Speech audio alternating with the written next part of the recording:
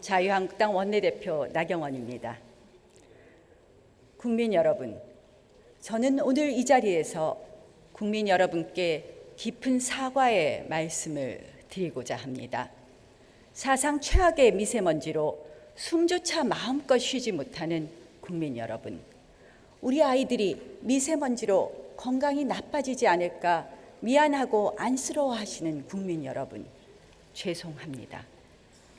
일거리를 구하지 못해 인력시장을 뒤로 하고 무거운 발걸음으로 집으로 돌아와야 하는 근로자분들, 가족처럼 사랑했던 종업원을 내보내고 한산한 골목에서 텅 빈 가게를 지켜야 했던 자영업자분들, 죄송합니다. 올해도 취업의 문턱을 넘지 못해 부모님께 늘 죄송해야만 하는 청년 여러분들, 죄송합니다. 국민 여러분, 정치의 본질은 책임과 해결입니다. 문제가 있으면 책임지는 것이 정치고 또 그 문제를 해결하는 것도 정치입니다. 맞습니다. 지금 정부는 문재인 정부입니다. 그리고 더불어민주당이 집권 여당입니다.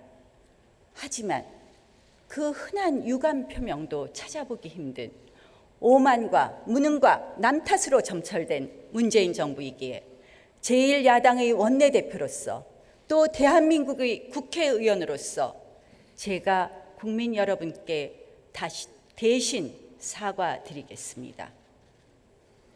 국민 여러분, 지난 70년의 위대한 대한민국의 역사가 좌파 정권 3년 만에 무너져 내려가고 있습니다.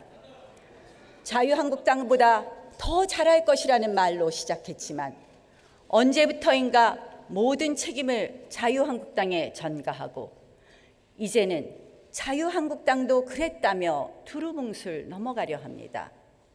위선과 모순의 정부입니다. 그 결과 한강의 기적의 역사가 기적처럼 몰락하고 있습니다. 한미동맹은 붕괴되고 가고 있고 경제는 얼어붙고 산업 경쟁력은 급속도로 추락하고 있습니다. 그리고 이 땅의 자유민주주의가 후퇴하고 있습니다. 힘겹게 피와 땀과 눈물로 쌓아 올린 이 나라가 무모하고 무책임한 좌파 정권에 의해 쓰러져 가고 있습니다. 여기저기서 먹고 살기 힘들어 죽겠다, 지금껏 이렇게까지 힘들었던 적이 없었다라는 한탄이 쏟아집니다.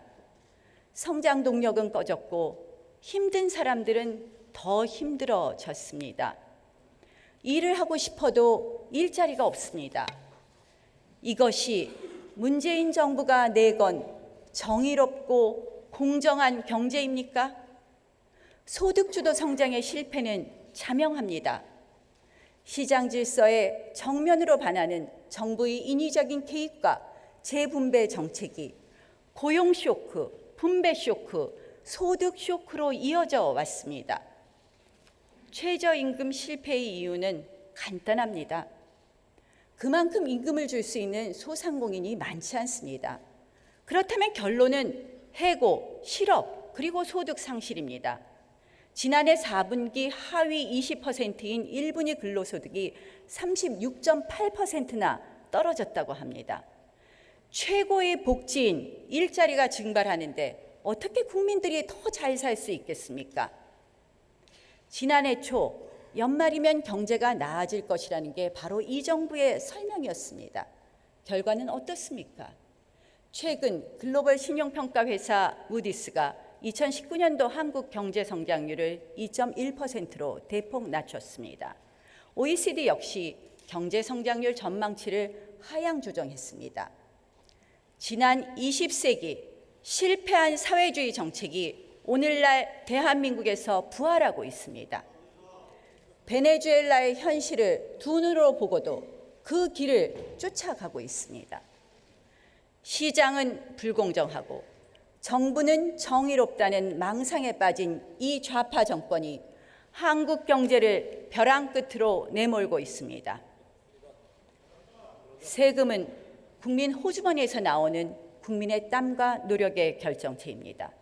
누구든 대통령이 되기만 하면 마음대로 쓰라고 주는 쌈짓돈도 아니요, 선심 쓰듯 나눠주는 쿠폰도 아닙니다. 공정하게, 합리적으로 최대한 아껴 써야 하는 돈입니다. 그런데 문재인 정부는 세금 퍼주기로 자신들의 경제 실정을 가리기에만 급급합니다. 제멋대로 예비 타당성 조사 면제로 전국의 낭비성 예산을 퍼붓습니다. 여당 소속 지자체장들은 현금 나눠주기에 골몰합니다. 과도한 세금 쥐어짜기도 시간이 지나갈수록 더해갑니다. 문재인 정부 들어 매년 세금을 25조 안팎씩 더 걷고 있습니다. 분노하셔야 합니다. 국민들께서 이 세금 퍼주기 중독을 멈춰 주셔야 합니다. 일자리 정책은 어떻습니까? 5,400억도 5조 4천억도 아닌 무려 54조를 썼습니다. 국민 한 사람당 100만 원씩 쓴 것이나 다름없습니다. 하지만 결과는 19년 만에 최악의 실업입니다.